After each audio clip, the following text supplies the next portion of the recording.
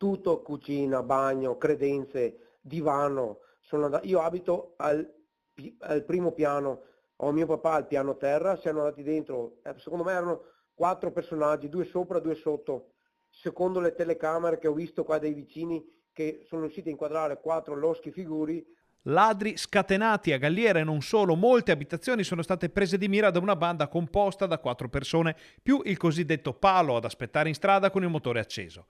Una banda che non rispetta nulla, che butta all'aria case e appartamenti, che sventra perfino gli elettrodomestici pur di trovare qualcosa da rubare. E così nel sacco finiscono denaro, preziosi, monili, orologi, per non parlare dei danni che i malviventi si lasciano alle spalle nelle loro scorribande. Quel giorno là ne hanno passate 4, tra zona via Campagna e via Montinello Vecchio. C'è qualcuno che se li ha trovati in casa.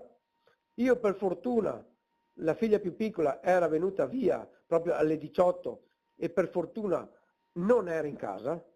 Io mi ritengo fortunato perché Certo. già sia mia moglie che le mie figlie hanno cominciato a dormire da sole lunedì, quindi sono passati 2 giorni prima di metabolizzare il discorso. E non è tutto, sono tanti gli episodi nell'Alta in questi ultimi giorni. Un'altra cosa che è stata qua vicino a noi se l'è trovata davanti casa, un altro era in cucina e non si è accorto di niente, l'altro è partito, è cominciato il cane a abbaiare e sono andati via. Cioè ci sono state tante cose il venerdì, il sabato ho sentito che era zona Castione, e la domenica zona San Martino Tombolo, il lunedì zona Fontaniva. La rabbia è tanta, va a braccetto con una presa di posizione fortissima su un tema molto complesso come quello della certezza della pena.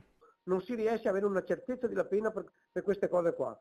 Che all'estero o in qualsiasi altro paese, che ci siamo sentiti con amici miei all'estero, c'è la legge del taglione. Rubi una cosa, via un dito,